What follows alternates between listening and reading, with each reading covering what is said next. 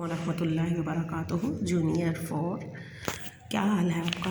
اللہ تعالیٰ اپنے حفظ و امان میں رکھے۔ آپ اپنی بک کا پیج نمبر 55 نکال لیں۔ ہم ہجرت مدینہ کے بارے میں پڑھیں گے۔ پہلے میں تھوڑا سا آپ کو اس کے بارے میں بتا دیتی ہوں، پھر آپ اس کی ریڈنگ کریں گے تو اللہ تعالیٰ کے فضل آپ کو ساری سمجھ آ جائے گی۔ ہجرت مدینہ کیا ہے؟ ہجرت کیا ہوتی ہے؟ ایک جگہ سے دوسری جگہ اپنا گھر بار چھوڑ کے ایک جگہ سے دوسری جگہ چلے جانا۔ اور ہجرت مدینہ سے مراد ہے کہ مدینہ کی طرف ہجرت چلے جانا، مدینہ کی طرف چلے جانا۔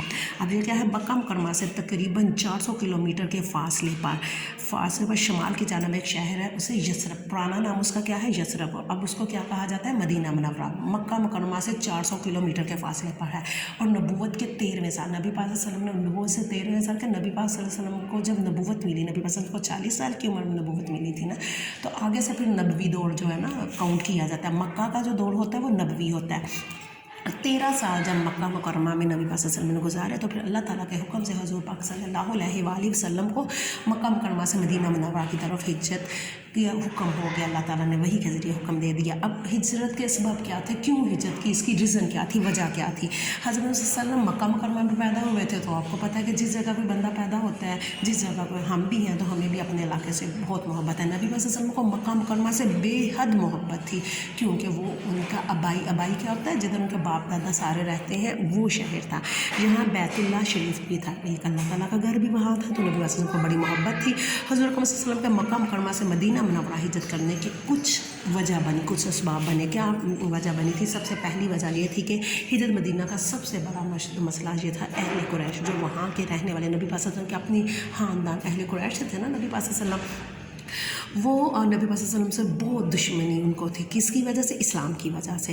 آپ صلی اللہ علیہ وسلم نے 13 سال تک مکہ مکرمہ میں اسلام کا پیغام پہنچایا، مگر مکہ کے بہت کم لوگوں نے اسلام قبول کیا تھا۔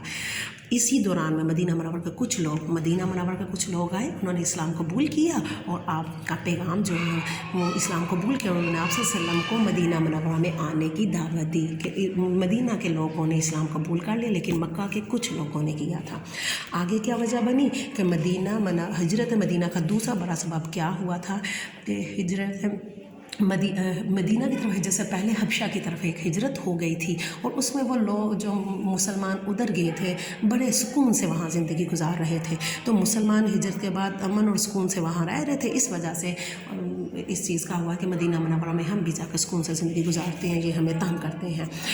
آگے نمبر 3 کیا ہوا تھا؟ اس کے فوری سبب یہ تھا کہ انہوں نے، یہ جو مکہ کے کفار مکہ تھے، انہوں نے نبی پاک صلی اللہ علیہ وآلہ وسلم کو نعوذ باللہ شہید کرنے کا ناپاک ارادہ کیا، اور آپ صلی اللہ علیہ وسلم کے گھر کو گھیر لیا۔ محاصرے کا مطلب ہے گھر کو گھیر لیا، اور یہ خبر آپ کو اللہ تعالیٰ نے وحی کے ذریعے دے دی، اور آپ صلی اللہ علیہ وسلم کو مکہ مکرمہ سے مدینہ منورہ کی طرف ہجرت کرنے کا حکم دے دیا۔ اب حضور اکرم صلی اللہ علیہ وسلم کا سفر ہجرت کیسے سفر ہجرت شروع ہوا تھا؟ مدینہ منورہ کی طرف نبی پاک صلی اللہ علیہ وسلم پہلے، حضور اکرم صلی اللہ علیہ وسلم نے لوگوں کی ادھر روانہ ہونے سے پہلے، نبی پاک صلی اللہ علیہ وسلم کے پاس نا مکہ کے لوگ بے شک نبی پاک صلی اللہ علیہ وسلم کو تنگ کرتے تھے، لیکن نبی پاک صلی اللہ علیہ وسلم کو آپ کو پتہ ہے نا صادق اور امین بھی کہتے تھے، اور اپنی امانتیں اپنی قیمتی چیزیں نبی پاک صلی اللہ علیہ وسلم کے پاس رکھتے تھے امانت کے طور پر۔ تو نبی پاک صلی اللہ علیہ وآلہ وسلم کے پاس انہوں نے امانت کے لیے چیزیں رکھی ہوئی تھی، اور لوگوں کی امانتیں واپس کرنے کے لیے حضرت علی نے حضرت رضی اللہ عنہ کے حوالے کی، اور ان سے کہا کہ میرے بستر پر لیٹ جاؤ اور لوگوں کی امانتیں واپس کر کے مدینہ منورہ آ جانا۔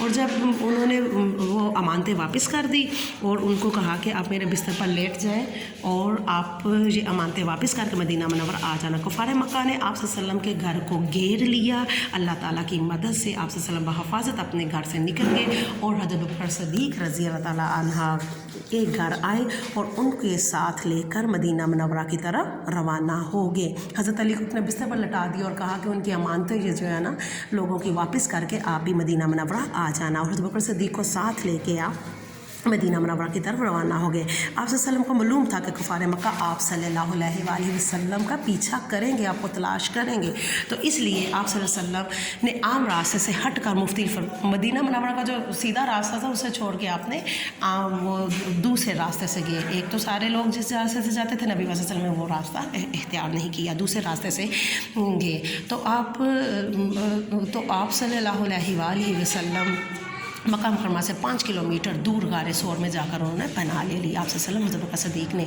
और हज़रत बकर सदीक़ रज़ी ताला और आप सल्लम ने 3 दिन और 3 रातें वहाँ क़याम किया। और इस दौरान में हज़रत बकर सदीक़ रज़ी ताला अन्हु के ग़ुलाम आमर वहाँ बकरियों का दूध पहुँचाते थे कि बकरियाँ ले जाते थे वहाँ, और नबी पाक सल्लम और हज़रत बकर सदीक़ को बकरी का दूध दो देते थे और उनको दे देते थे। और आप सल्लम की बेटी हज़रत अस्मा रज़ी ताला अन्हा वहाँ आपको खाना पहुँचाती थी, वो खाना पहुँचाया करती थी।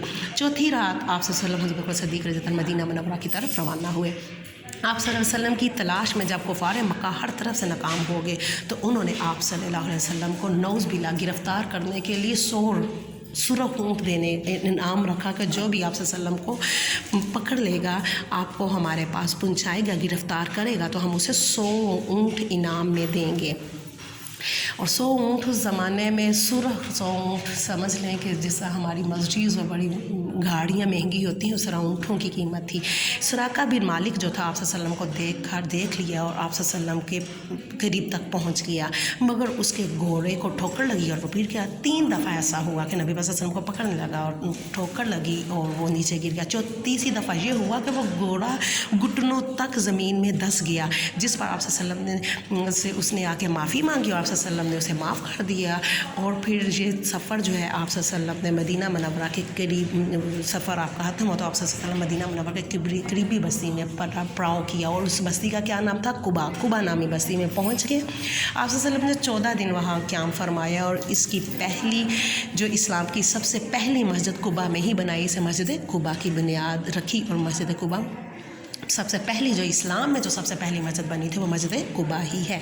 मदीना मुनव्वरा की आमद। अब कुबा क़याम के बाद आप सल्लम हज़रत बकर सदीक़ रज़ी अल्लाह अन्हु मदीना मुनव्वरा पहुँचे। लोगों ने बड़ी बेताबी से आपका इंतज़ार कर रहे थे। उन्होंने आप सल्लम का पुरजोश इस्तकबाल किया। बच्चियाँ नातिया अशार बोल रही थी, आपके लिए बड़ी खुशी के लिए वो बोल रहे थे अल्फाज।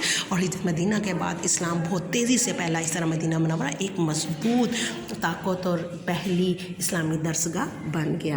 अल्लाह हाफिज़, फ़ी अमान अल्लाह। इसे गौर से अपने पढ़ने और आपको सारी समझ आ जाएगी। मैं आपको सवालात के निशान भी लगवा देती हूँ।